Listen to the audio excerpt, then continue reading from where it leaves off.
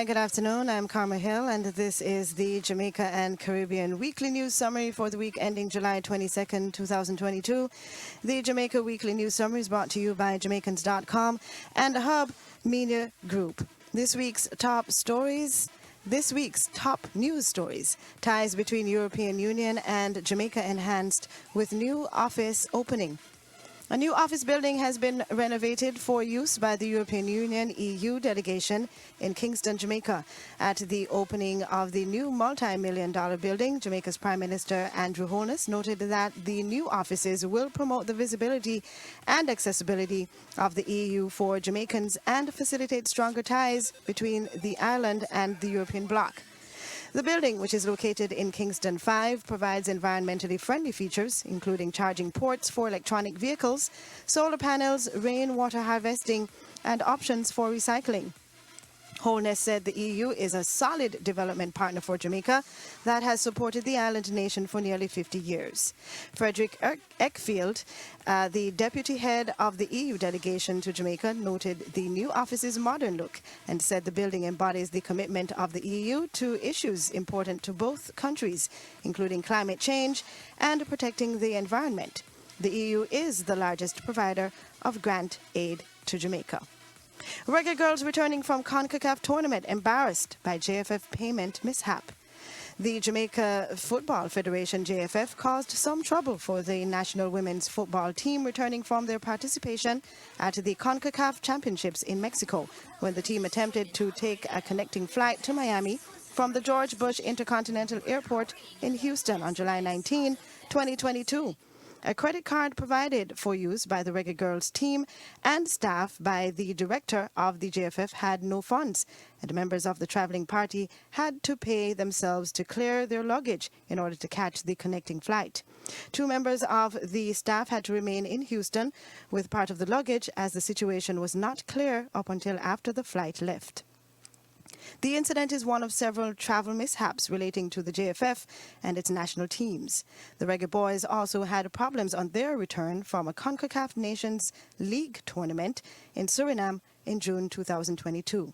The Reggae Boys incident prompted a demand for the resignation of Dalton Wint, JFF General Secretary, who has since promised to resign but has not formally submitted his resignation to date.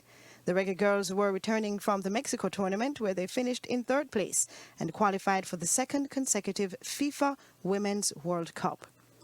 This week's top Caribbean news: Chair of Digicel announces plan to provide reparations to Caribbean nations. The founder and chair of Digicel Group, Dennis O'Brien, has announced a plan that would provide reparations for slavery to countries in the Caribbean. He made his announcement during the key address at Canto 2022 at the Fontainebleau Hotel in Miami, Florida. The plan, called the Repair Campaign, involves former colonizing nations in Europe creating an arrangement for investment funding for each nation impacted by the institution of slavery. The investment fund will promote major projects in education, health, and agriculture, among other sectors, over a 25-year period.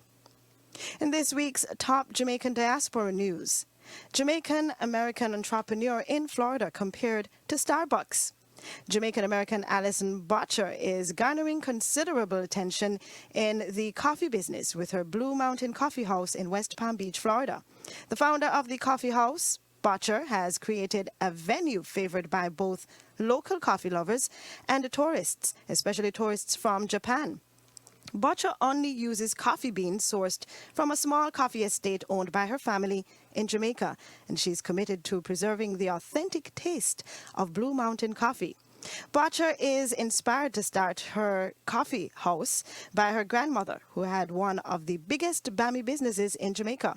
She said it was truly impressive to be compared to Starbucks as a single black female entrepreneur after such a long time in business.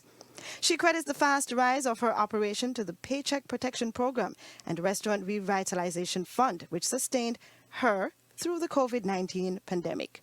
Botcher was the virtual guest of honor of Florida Congressional Representative Lois Frankel and the 2022 United States State of the Union address. This week's top business news: Government of Jamaica welcomes new Rock Hotel in Kingston. At the opening of a new 12-story Rock Hotel in Kingston, Jamaican Prime Minister Andrew Holness said the new accommodation will make a significant contribution to the capital city's revitalization and boost the economic potential of the area. According to Holness, the hotel's opening will mean more income for workers, a return to life in downtown Kingston, and the potential for increased economic activity. The 4-star hotel is included in the Tapestry collection by Hilton brand. Development for the new hotel began in 2019 following the acquisition of the property formerly occupied by the Oceana Hotel by Pan Jam Investment Limited. It is the first Hilton Tapestry Collection venue in the Caribbean and the first in more than 30 years to be developed in Kingston. The hotel has 168 rooms, 47 luxury suites, a restaurant, a cafe, a bar, and 24-hour fitness and wellness center.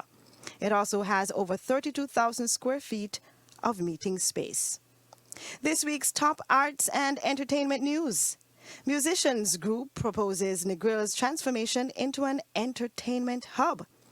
The Jamaica Federation of Musicians and Affiliates Union, JFMAU, has proposed making Negril into an entertainment zone.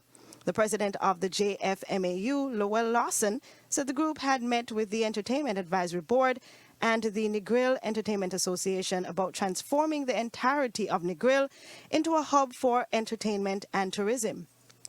The proposal arose from the need for additional venues that are capable of hosting 10,000 or more patrons. Lawson said that entertainment is driving the economic growth of Negril and that the proposal aligns with plans described by Jamaican Prime Minister Andrew Holness. This week's top sports news.